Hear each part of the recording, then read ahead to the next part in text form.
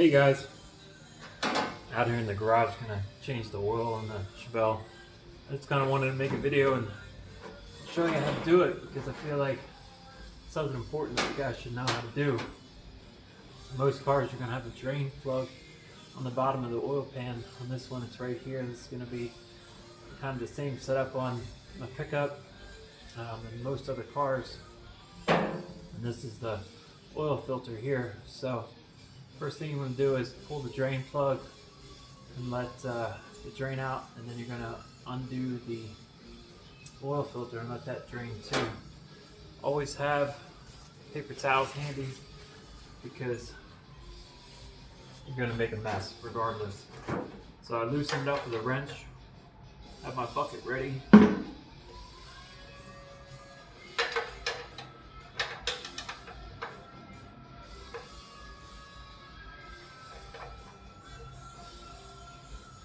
And I catch the bolt, but if it drops into the bucket, it's not a big deal.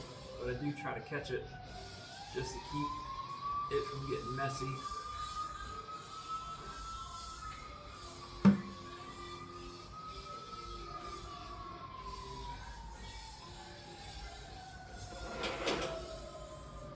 So I'll let this drain out, wipe off my plug. And since I just rebuilt this guy, I'm going to look at the magnet on the bottom and see if there's any kind of buildup. And I don't know if you can see it, but there is some buildup on the bottom here. You can see it. It's kind of some sludge. It's magnetic, so it's oil and metallic pieces that are built up. And that's typical, particularly for this kind of motor, being that we just rebuilt it not that long ago. This is actually the first time I'm taking the brake-in oil out. So I'll let this all drain. You know, it's kind of one of those things where you make sure you use the right oil. So like I said, I'm taking all the brake-in oil out, and that's the right oil to use while I was breaking in the motor. And now I'm going to replace it with conventional oil, 2050 weight.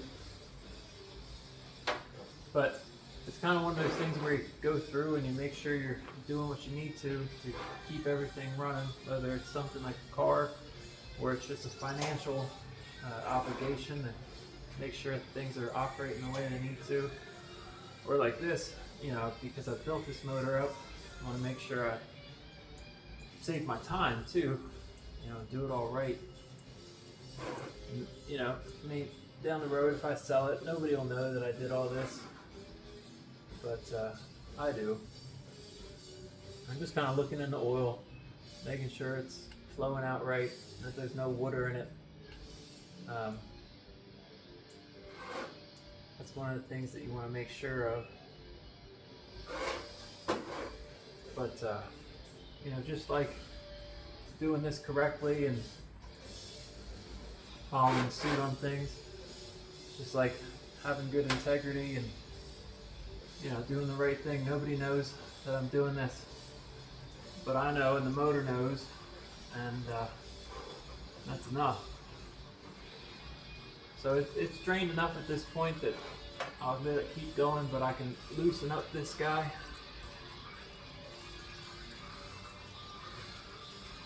That's going to need a wrench.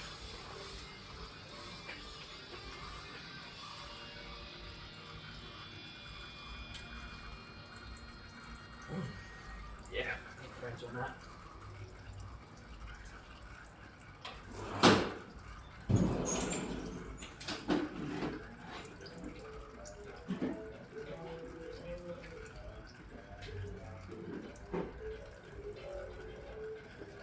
Anyway, guys, like I was saying, you know, it's kind of one of those things. You just got to make sure you're doing things the right way, even if nobody's watching what you're doing.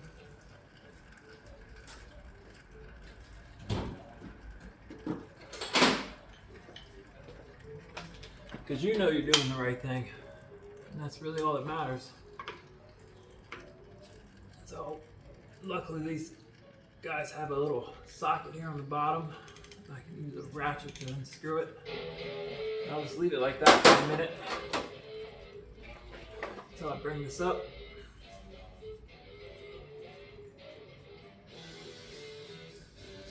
And then it'll start draining too, as you can see.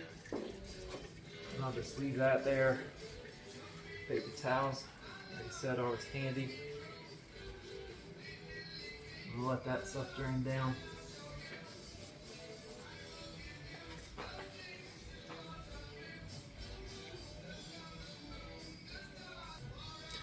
Alright, so this is drained down enough at this point. So I'll go ahead and take this the rest of the way off. Try to keep it upright because it's full of oil, and if you tip it, it's going to spill everywhere.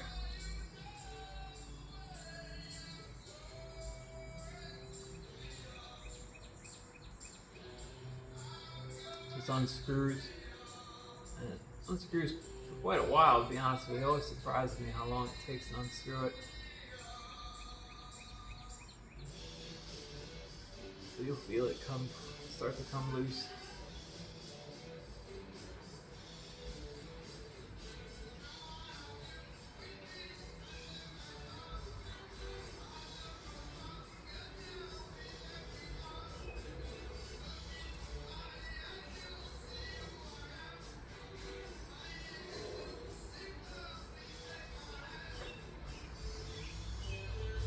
Of course, it's all slippery because it's covered in oil.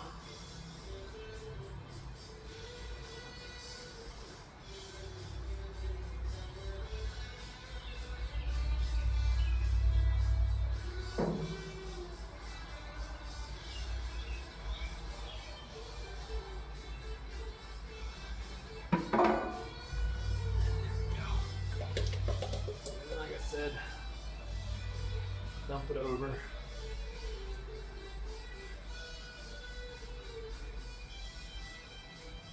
Sometimes in the past I've cut these open to see what they catch. Makes a big mess. Interesting nonetheless though.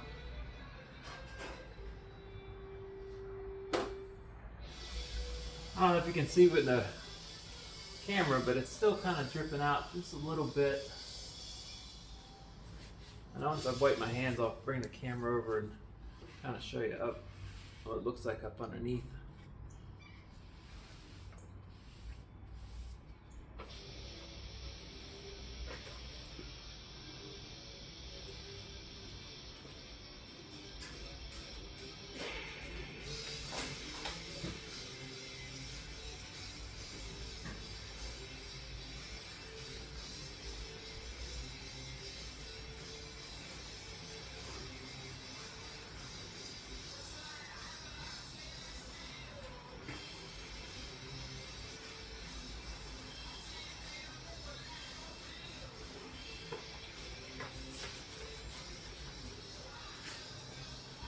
Yeah, so you can see where the oil filter sits right there. That's where the oil filter engages. And then this is the pan. It's still dripping a little bit. I like to let it drip all the way. Honestly, I should have started the motor and let it get a little warm first, but I didn't. But I'll let that drain out for a while longer. That way it's all out as best it can be. Alright, so it's dripped enough, I think. And I'll go ahead and show you. I wiped this nice and clean.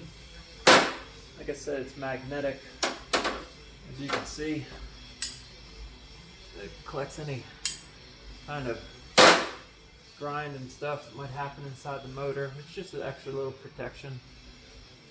And all that grime I showed you earlier, I wiped off. Like I said, it's normal for having the motor just rebuilt, this being the first time I've taken the braking oil out. So just put it back in.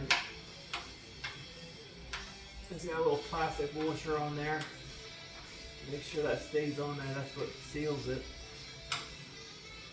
There's a magnet on there, it's a pain in the butt to get started. There we go.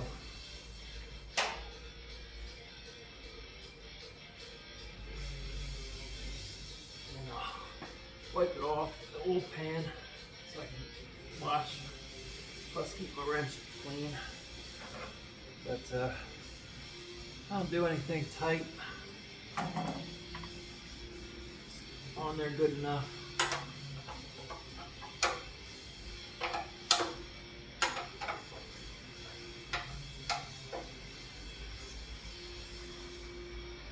Just snug. It's good. Yeah, I'm under here all the time anyway, so if it's leaking, I just give it a little extra twist. And with the oil filter, this is a new one. I lose a little bit of old oil. I rub it on this ring. That helps it seal and also helps it come off next time. You want to put this on dry. Don't really think it helps it seal, but it definitely helps it come off next time.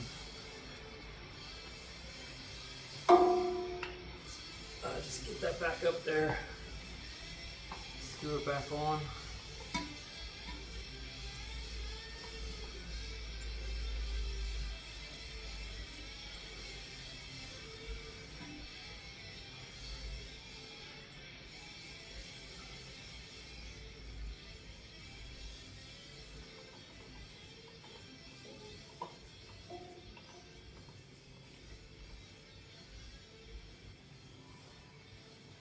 Usually just put it on by hand, good finger tight. A lot of oil filters don't have this nut on the bottom. That's why I like these particular ones. But I just put it on by hand, give it as much turn as I can.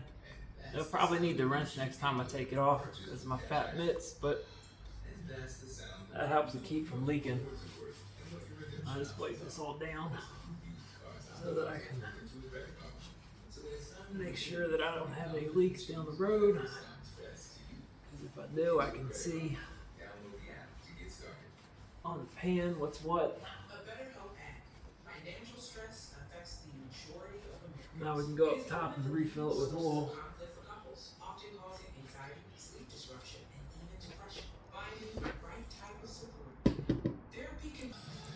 Alright, so this is the oil in the bucket. You can see it's pretty dark, but it's still good wetting, which means that when I put it up here like this, see how it stays stuck to the side? That's what the oil is supposed to do. That's how it keeps all the moving parts inside the motor lubricated. You can see it still kind of has a bluish hue to it. This is what it'll look like new. You can see how well that sticks to the glass. But that's what the new oil will look like. Of course, like I said, you can see how dark that got. And we only have about, I don't know, 500 miles maybe on this break-in oil. But it's doing its job, collecting all the bits and pieces and gear lube and all the different lubricants used to assemble everything. But now we'll go ahead and put now I'll show you first. So this, when you get a oil filter, with this car it's custom, so I had to order the special one that I put in there. And then the oil, I'm going to use 20/50 weight, which is basically the different viscosities when it's cold and when it's hot. And what that does is it keeps all the internal components lubricated. It's a heavier weight oil because the tolerances on that big block are a little bit different than, say, this Honda here, where this is 0.20, so it's much thinner oil. And what that does is, because of the tolerances and all the smaller oil passages and stuff, that allows the oil to move through the motor appropriately. But with the big block, the channels and tolerances allow for oil to move a lot faster with through the bigger ports and tolerances. So, all right, so real quick, just on this car, where you fill the oil is real easy. It's this gas cap. You unscrew it,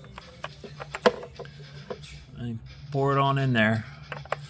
And then, of course, like it said right here on here, it tells you what the oil is, so you know what you use.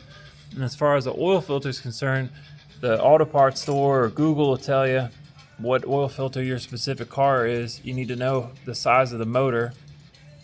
This is I think the 2.4 liter V6 or 4-cylinder. It's straight four, and this is the dipstick where you check the oil. With this, I haven't changed the oil yet, so I don't know how much oil goes in it.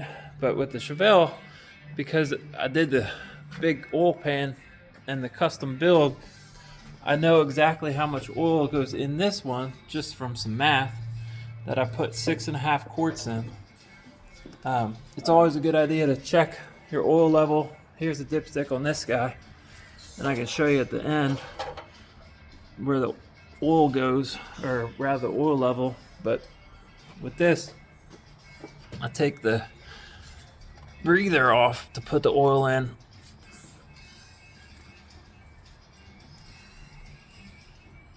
And like I said, I know from being the build that it takes 6.5 quarts to fill.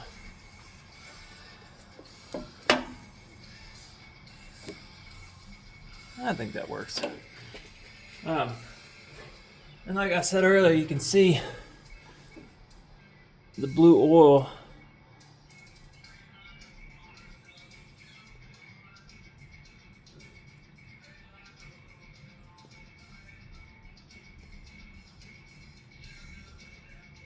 so I'll fill this up with 6.5 quarts.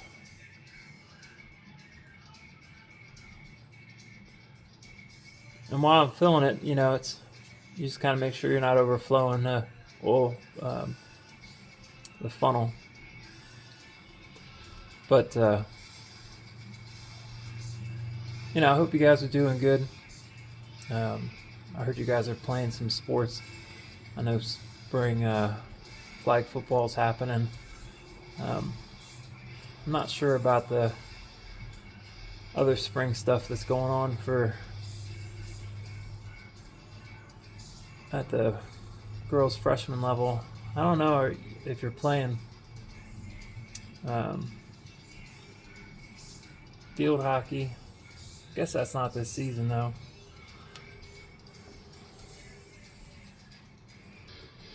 Alright, so I got all the oil in there. And then like I said, this is the dipstick. So we check it. Typically we want to pull it out, wipe it off, and then stick it back in. But as you can see, right there, little dots. I don't know if you can see it that well, but I'll bring it over. So you can see where the oil stops. It's kind of in line with that first mark that I scratched. That's how I know how much oil I need, is that mark. Typically you have these dots and these X's on most dipsticks where it tells you to add. But because of the custom setup, I had to make my own little mark. And that's how I know it has enough oil, because of that little scratch mark right there and right there. Anyway, you can see how it's blue, and it's kind of neat that it's blue. They put a dye in it. I don't know why they dye it blue, but the oil itself is set up so that it has a real high level of zinc in there. And what that zinc does is it's, of course, a metal, and it acts like a sacrificial layer, so that when the internal components are at high pressures and the oil wants to squeeze out between two metal surfaces, those little tiny pieces of zinc get stuck at that surface and act like a sacrificial layer that prevents metal to metal contact on the high pressure surfaces, like the rollers on the cam inside. Anyway, oil's done. I can go ahead and go take it for a ride and break that oil in. Anyway, miss you guys. I'll talk to you guys soon.